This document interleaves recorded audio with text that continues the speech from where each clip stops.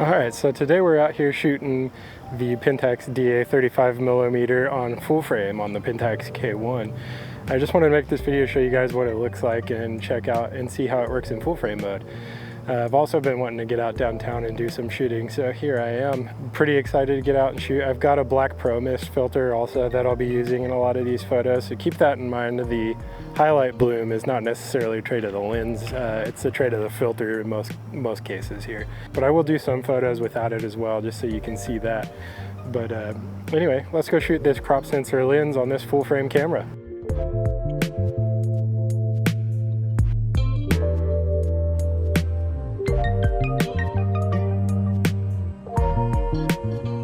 As far as autofocus goes, I find that to be a mixed bag on the K1. In most situations, the autofocus seems relatively quick and accurate. However, I've noticed in continuous, when trying to track a subject, it really struggles to adjust in continuous. I think that's most likely due to being used on the K1 and not a crop sensor body. However, I don't have my K70 anymore, so I'm not able to test that theory.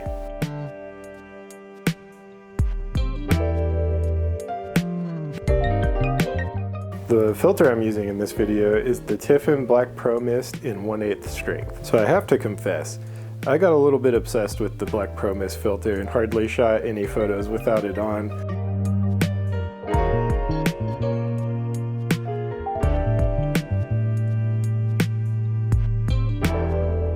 I'm finding I really enjoy the color rendition of this lens as well. Something about it has that Pentax touch. And if you're interested in bokeh, this lens has some for you. Check out this buttery bokeh goodness. For a 35mm with a maximum aperture of f2.4, this thing does pretty well.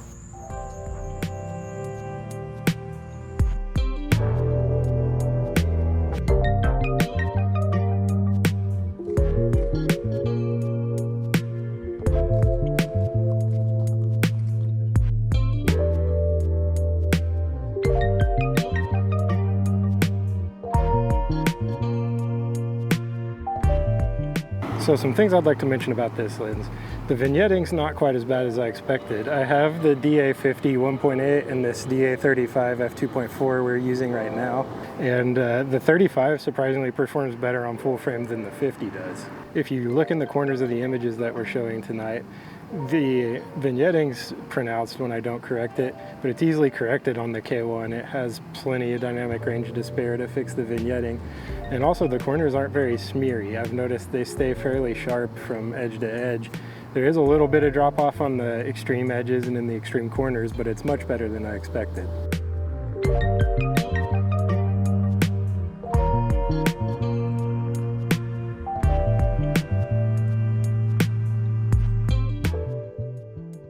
Manual focus on this lens isn't too bad considering it's a plastic fantastic. The focus throw on this lens is fairly decent considering what it is. I never had any issues nailing accurate manual focus in these videos and in a few instances while shooting photos. The one downside to it is it does feel a little grindy and gritty at times.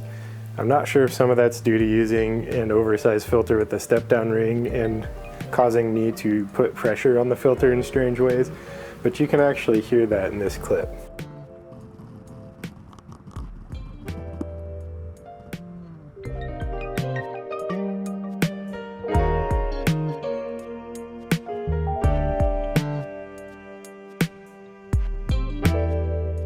One thing I'm really appreciating about my K1, regardless of what lens I'm using, is the IBIS. On a night out in a town like this, having the IBIS is awesome. Almost every shot in this video was done handheld. Having the IBIS allowed me to set my shutter speeds really slow and not have to rely on bumping my ISO up to nuclear levels.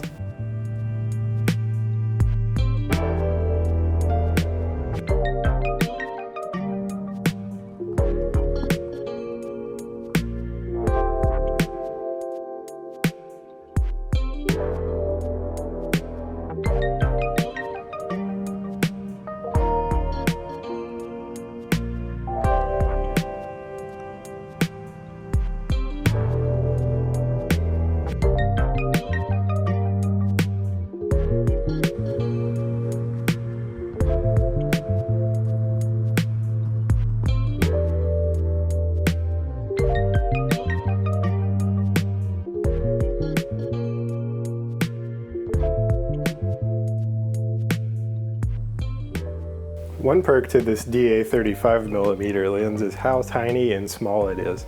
With it on the K1, it hardly feels like there's a lens on it at all, and I can walk around the city like this for hours without having to worry about carrying around any weight.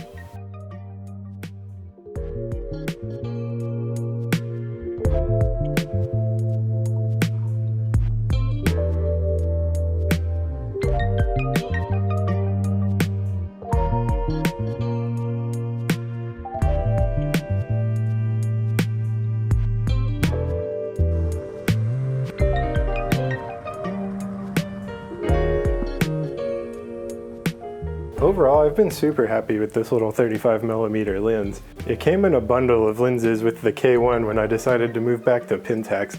And at first I figured I would sell it off, but the more I use it, the more I'm enjoying it. I'm surprised how well it performs on full frame. I did not expect it to be so good.